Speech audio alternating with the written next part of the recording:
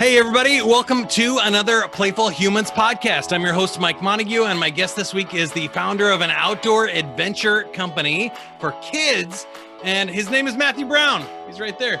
And we're going to talk with him about what it's like to play for a living. The show is brought to you by Playful Humans. If you need a little more fun, flow, and fulfillment in your life, check out playfulhumans.com. We have a community of other adults rediscovering the power of play. And if you are looking for an outdoor adventure or a kit that you could use to have an outdoor adventure with your children, check out chimneytrail.com. Here we go.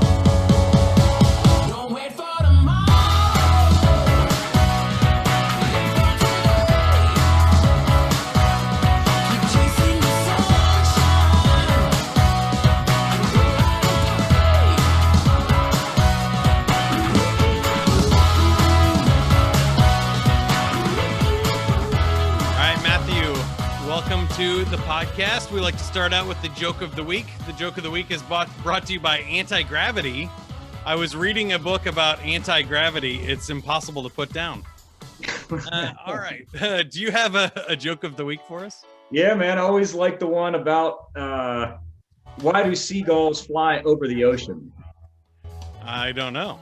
Well, because if they flew over a bay, they'd be bagels. Nice.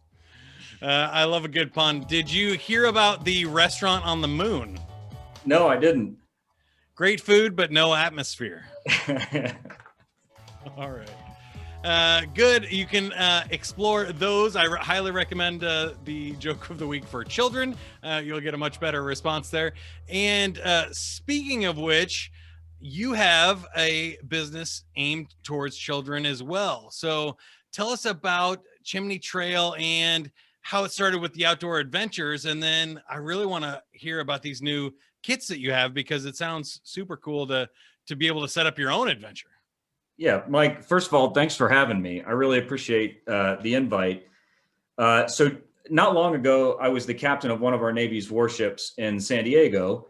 And as you know, ships are built for sea. So the Navy's not made up of just single people. There's a lot of moms and dads out there.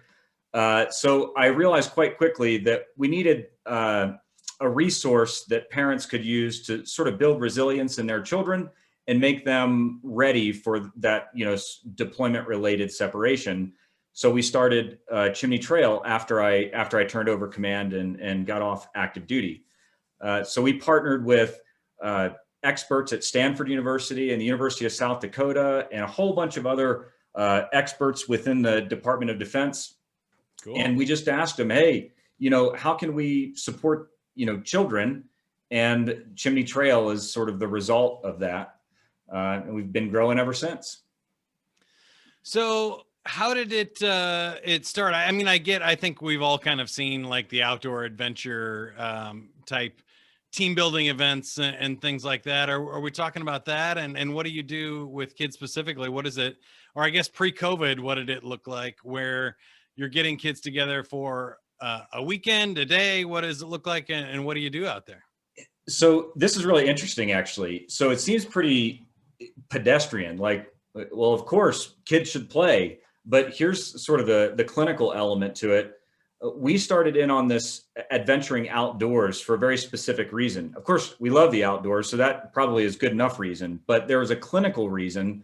And if you talk to childhood development experts, which we've talked to, millions of, it seems, all of them come back with some pretty simple advice. And it's, if you want to build resilience in your kids, what you have to do is introduce them to activities that they're a little bit uncomfortable with at first. And you have to plan the activity, and then you have to talk about it together. And then you actually have to go execute it. And then after you do it, you have to revisit the memory. So there's something about that continuum of planning, then talking about it, doing it, and revisiting it that builds resilience in your child. It makes it so that they look at challenge as something that they can overcome rather than a set of circumstances over which they have no control.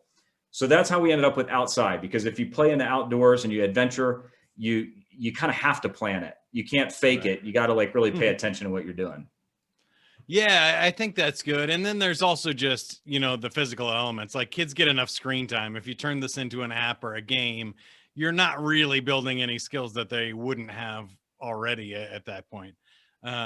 Right. So getting outside and doing some things that are not called upon in your daily life present those challenges to overcome and build a lot more resilience, I would imagine. Yeah, you absolutely got it. And sort of decoupling the family unit as a whole from the screen time and everything like that was a major factor.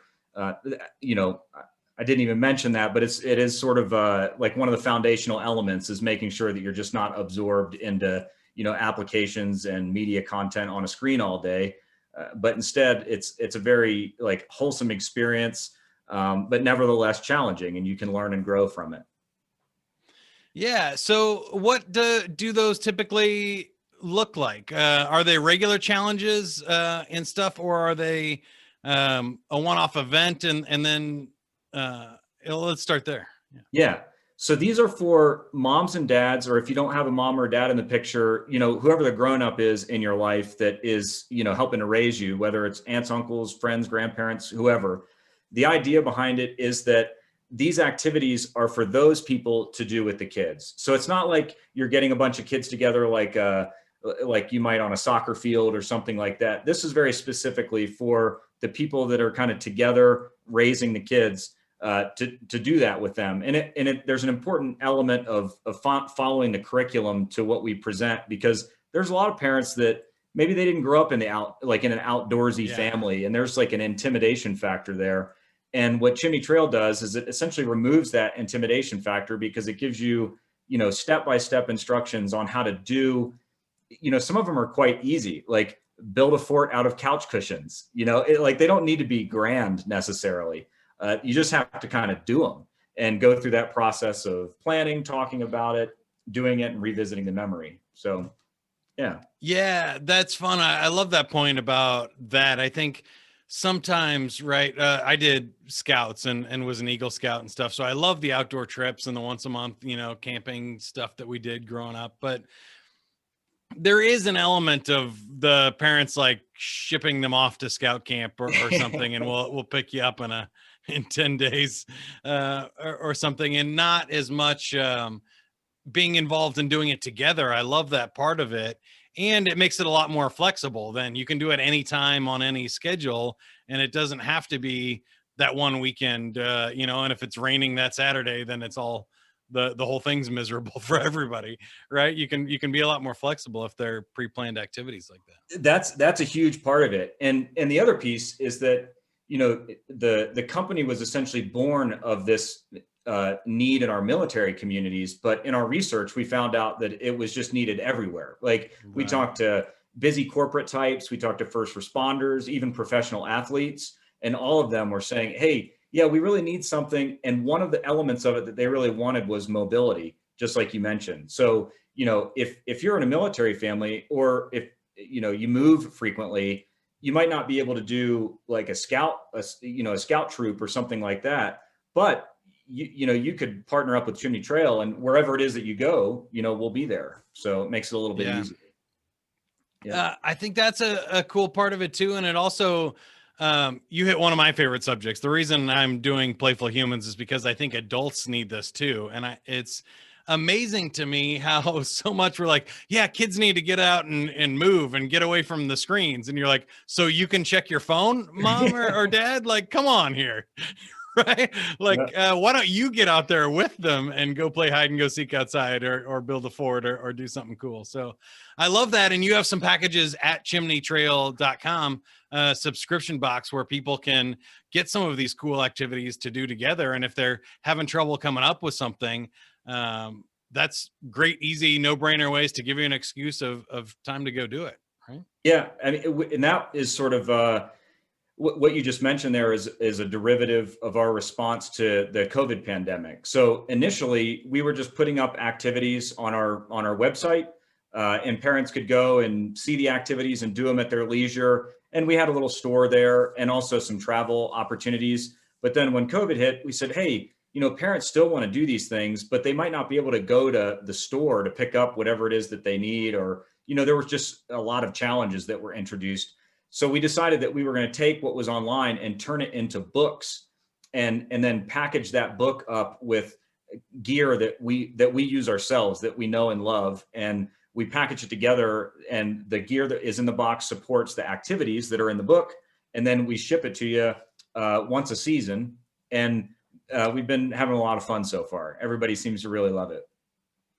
That's awesome. Now I want to get to know you a little bit better, because it sounds like an interesting career, and I'm sure there are some similarities, but it seems like maybe the play and military are about as far from each other as most people would stereotypically, associate them. So, was it a big shift for you? Did you have like pent up, like I need to go play and mess around and stuff, or is the military, give you room to be fun and be play when you're doing that? How did that evolve for you? Yeah. I'm interested. I don't know, man. I think that the playful element, for me, is there anything kind of more classic than like playing GI Joe in your backyard and stuff like that? And then That's true too. Yeah. I'm of the generation that like we got to watch the movie Top Gun, and so then all of a sudden you end up you're like playing, but it's with really high stakes and it's for real. So there's like kind of this evolution. But being the captain of a big ship, it's serious business, it's serious work. But I pinched myself regularly to be like, hey man, this is a lot of fun. This is an incredible experience. So there was a very like playful element to it to a certain extent. And whenever I had my wife and my children on the ship, the girls would get into everything, and you could see that they were really excited about it. So certainly not toys, are very dangerous and it's serious business, but it's nevertheless like a playful energy that kind of takes you into that line of work. And then seeing, for me, why are we doing Chimney Trail now? It was very much just seeing a need, families, not like broken families or people that were hurt or anything like that. It was just, hey, mom or dad is going to be gone for a really long time. And how are we going to make it so that in the meantime, we're not just like wishing the days away? We want to do something that's fun and exciting and make some memories that we can talk about when mom or dad gets home. And so we said, hey, let's focus some energy on creating a curriculum that can deliver on that. And we've been trying real hard ever since. Well, yeah, that's what I love about it is there is sort of an urgency to make the most out of the days that you have together, right? If they're scarce. But again, that just reminds me of like, who is that not true for, right? None of us are promised tomorrow, and kids grow up so fast and time starts flying by. And especially in a year like COVID, where you have to find ways to make memories, because if you don't, just the whole year disappears because they're all monotonously the same. So I feel like, yeah, you're right. It's zoomed in there in the military and stuff, but gosh, that problem is for everybody. I think totally. I mean, so not in the military anymore. And I still feel the sense of urgency with my own daughters. I have a 9, a 7, and a 6-year-old. And it's like, that time is going to evaporate before you know it. So yeah, they'll still like you for what, another like 4 years? Yeah, that's it. Maybe, I'm hoping for another 4 if I'm lucky.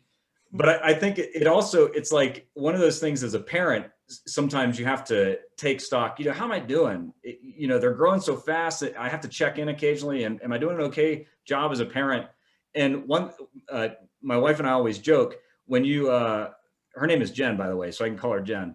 Jen and I always joke, if nothing else, if we were terrible and we didn't do anything else as a parent, if we just did the little Chimney Trail activities, at least we would have a record of having done it, like, hey, we did that. So there's that kind of check-in element of it. Yeah, I think that's great too. And I wanted to circle back and ask you about resilience, because I think that's an interesting word. We typically talk about play and fun and creativity and flow here, but we haven't talked about the resilient aspect of play, that creativity and resilience go hand in hand, because people that don't have play don't have creative ways around problems. They run into something that doesn't flow down that checklist and they're stuck. Right. They have no other way to deal with it. So can you talk a little bit about how you see the combo of play and resilience? Oh my gosh. Yeah, they're hand in hand. And I like that you put the word creative in there too, because I think creativity is essentially what precipitates a resilient outlook. And that is what Chimney Trail's curriculum is all about, is that you do these little activities and inevitably the kid's going to get stuck. Even if it's not anything particularly challenging, they're going to get stuck, and you'll have mom or dad there that's sort of like can like gently move them in one direction or the other to think about something in a way that maybe they hadn't considered it before. And it like builds creativity in a child. And I think when they're able to move around the obstacle, whatever it happens to be, and they come on the other side of it, in like the hard wiring of their brain, now it says, oh, wait a second, I came across a problem, I thought about it creatively, and I was able to overcome it. That means that I can do that again. And then if you just like repeat that process over the course of their whole childhood, then they can't help but be, a wonderful, productive adult. It's just sort of baked in there. Yeah, and that leads me to another question, which it sounds like you're a great leader and parent, from what I can tell too. But they both have this tendency to want to rescue and jump in and solve those problems when your kid or your employee runs into an obstacle. How do you not fix it for them or do this task for them? Do you have any tips or advice there? Yeah, I mean, so the first is I think getting really confident yourself, because if you're really confident that no matter how hairy the situation gets, you can swoop in if you need to, then it gives you sort of the freedom to be like, okay, I know that we're tending toward an area that's getting dangerous, and I can kind of step in. And that is another reason why we think the parent-child element of it is so important, because the activities are laid out such that mom or dad can get comfortable with it and they can build confidence in themselves, so they can give their child a little bit of freedom of maneuver so that they can, grow, because obviously getting outside your comfort zone is sort of necessary in order to grow. So yeah, just getting good and comfortable yourself first is probably the first step. And then realizing, and this might be the most important one, realizing that the whole thing is not about you, it's about them. And as soon as you shift the focus there, you get a lot of amazing results. That's huge. And then I wanted to ask you another one of my favorite questions about failure, because it seems like in the military, there's a strong sense of failure is not an option. We're going to practice until we can't get it wrong. We got to be able to check all these boxes and perform under pressure. But I feel like parenting and life is a little bit different than that you need to be resilient. You need to be able to fail and go, okay, that wasn't so bad, and I can move on from that. So again, like I was with, the play in the military, how do you balance those two things for yourself or others? Yeah, that colloquialism, failure is not an option, is maybe abbreviated. Maybe it should say overall mission failure is not an option, because even in the military, there's a countless number of little micro failures that sort of inform the overarching methodology about which you tackle a particular mission. And I think the same holds true for parenting. Now, I'm not going to draw too many parallels between like military operations and parenting, because I agree with you. There's some definite differences in there, but the overarching mission of like raising a functioning, well-adjusted, mentally healthy adult, that's the overall mission. And you almost have to have a bunch of micro failures along the way so that you can achieve that end. So I don't know that they're so different. Yeah, it's you're right. I think that's what people miss, is the long-term vision of those. Even the line, the customer is always right. I do sales and leadership training for companies, and a lot of people, when I'm doing customer service stuff, will go, well, isn't the customer's always right? Well, no, even the person who coined that phrase and wrote the book about it was talking about the macroeconomic environment of capitalism. The consumer will ultimately be right. If they think your product stinks and the competitors is better, they are right. But in a micro case, the customers can be really dumb and wrong, right? They're just some crazy people out there, and maybe they don't need to be your customer. Yeah, no Chimney Trail customer, obviously, right? For sure. How do you get outside of this. So when I interview people who play for a living and have a fun thing like Chimney Trail, I always have this question of like, if play becomes your job, does it then become work and not fun anymore? What do you do outside of that just for fun, or how do you make sure that you keep it fresh and not press too hard when you're trying to do something fun like this? That's definitely a risk. I mean, so part of the solution, I think, is even the work elements of running this business, we try and turn into a game. So like the girls are really involved in it. And I don't know, Cool. I think they understand, there's like an altruistic element to what it is that we're doing. So they really feel like, hey, we're helping people, folks that might not be, predisposed to sort of adventuring in this way. We get to do it just because it comes sort of naturally to us, and we've done it for a while and we've researched it a lot. So we can share that with people. So they get really energetic about it. But to your question of sort of keeping it fresh, with three little girls, they have their own ideas about stuff that they want to do. And sometimes it doesn't dovetail nicely with what Chimney Trail needs. And like 9.9 times out of 10, I just default to what it is that they want. Because they've got ideas and we need to explore them, and we don't want to in any way stifle their creativity. So if we're in a pinch and we need ideas, Chimney Trail's right there. Sort of like Hello Fresh is there to hook you up with a dinner if you don't feel like cooking Thanksgiving dinner that day. It's sort of the same for us. Chimney Trail is ready to go in a box if we need it, but a lot of times we're letting the girls kind of create their own adventure. That's really cool. And I was also going to ask you a question about that, because I think there's something special when a dad has all girls that gets you outside of your comfort zone, and you do have to do activities that you're not necessarily prepared for. Let's put it that way. How have you found that, and how does that build like your resilience and creativity? I get goosebumps even thinking about it. I absolutely love being the dad of three daughters. And what's funny is that maybe before having girls, I would have thought, well, I'm having to choose between like two sets of activities. Like with boys, it's like, frogs and snails and puppy dog tails. And with girls, it's sugar and spice and everything nice, as they say. But it's not that. What it is like all the stuff that I always ever did, but now it's this whole new universe that's been opened up to me. So I can enjoy that also. Like all kinds of stuff. Like we'll fish together. We walk around and like do pheasant hunting together. Go to the river and pick up stones and collect bugs. And I mean, all the stuff that you think of as sort of stereotypically boy, centric. I have found that without being like, as long as Jen and I don't necessarily assign it, like a masculine or feminine context, their curiosity leads them, it takes very little effort from us. They're just naturally interested in all these things. It's more of us just sort of getting out of the way and letting them be little scientists.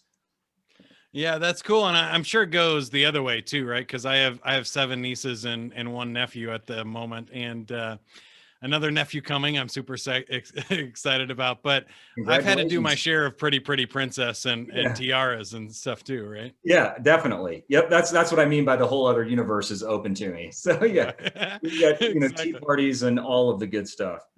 Yeah, that's awesome. Is there anything left on your fun bucket list, or what outside of work do you really enjoy or want to accomplish? So the Navy keeps you traveling quite a bit. And then we ultimately settled here in Colorado, and we love it, obviously. It's hard not to love, but there is sort of the adventure itch, Jen and I very much have that. So as far as like the fun bucket list is concerned, most of the things that we have on that bucket list pertain to, places that we want to go back to, or we want to visit for the first time. And what we really want to do is some of the great memories that we've made. This time we want to bring the girls along with us so that they can kind of, be a part of that, experience and memory. Yeah, that's cool too. Do you want to play a game? Sure. Yeah. All right, so I have this game wheel that we spin. It's got 10 different games on it that we could play, and you got awkward questions. Nice. Awkward questions is pretty easy. It's just like, would you rather? I pulled 3 here just in case. So let's start with if you could send one celebrity to exile on a remote island, who would it be and why? Oh man, one celebrity. Oh, I'm just gonna say Ted Cruz because he because he went to the Yucatan Peninsula in the middle of a Texas snowstorm. Right. You know what? That's a great answer because love him or hate him, he deserves a quiet vacation on an island since his last one got ruined. All right. How about, would you rather be stuck with a tail or horns for the rest of your life? So, I mean, like, how functional is this tail? Is it like a monkey where you can swing from a tree on it, or is it just kind of like there and you can't really, there's no utility in it? I'm going to say no utility to make it harder. Yeah. Okay. Man, that's tough. I think horns. Yeah. Really? I'd go with horns because, like, tail, if there was some utility in it, then hey, that's great. But if I got to deal with something, you know, I'd rather it kind of be like, you know, like there rather than having to worry about it being behind me. Yeah. That's funny. I would go the other way. I think tail could maybe be hidden more. And I was also going to go awkward and say, as guys, we're used to having things hanging down there that we got to deal with. So I feel like that wouldn't be much of a stretch. Fair enough. What's the weirdest gift you've ever received? The weirdest gift I ever received. Man, that's a tough question. The weirdest gift I ever received. I don't know that you may have stumped me, man. I didn't think you could get stumped in an awkward. Let's see. Yeah, I've saved that one for last because it is tough to think about sometimes, but I'm pretty sure I've gotten a banana hammock from a friend before, or I don't think there was anything at my bachelor party or anything that was too weird. I can't think of I can honestly say I don't think I've ever received an awkward gift. Wow. My whole life. What about one that you've asked for? What's the weirdest thing you've ever asked for oh man, for Christmas or birthday? Like Jen would be or funnest. She would have the answer to this. So the weirdest thing this is like so existential. Like the weirdest thing I've ever asked for, like just a little while ago, we were talking about, I said, what I really want is to just spend my retired life in Hawaii because there's no daylight savings time. The water is 80 degrees all year and there's no snakes. But that's like so pedestrian. I need like you've inspired me to like think more weirdly about my gifts. Yeah, I think so. I enjoy toys, so I have lots of weird things like a Star Wars Lego collection over here, or random stuff. I have a Danny Tartable action figure from the 90s that you were talking about. I think those are great. Well, now you got me thinking, like, so that's not weird to me. Like, that's great. I once got a coworker gave me a cool Captain America bobblehead doll, which is really nice. But I was like, hey, that's a thoughtful gift. There you go. See, I mean, that's the fun of it. My grandma that just turned 90 got me a Dwight Schrute bobblehead a few years ago for something. And I was like, man, that's awesome. If your grandma's getting you a bobblehead from the office, there's some good vibes going around. You hit the lotto. Sure. Yep. Any other final thoughts, questions, asks, or gifts for our audience here? Oh, no, Mike. Yeah. So gifts for the audience and such like that. So first of all, thanks for everybody for listening to this tale and hearing what we're all about. If you visit Chimney Trail and you want to become a member, if you type in VIP discount at checkout for any of the boxes, we give you a good chunk of money off the subscription fee. So there's that sort of shameless plug. But more than the shameless plug, like we're excited about this community growing because when it grows, it means good things. And, you know, we vote every day with our feet, like what it is that we're going to, like what you buy and what you participate in and stuff like that. So we get really excited when we get new members of the family, because it just means that they're taking this mission seriously, and we're impacting people's lives. So thanks for inviting me on and giving me a chance to talk about it. And if ever I can return the favor, I hope you'll give me the chance. You bet. And I think that is a great thing to end on. We do have the choice right now. So go play, everybody. Go get outside and have some fun.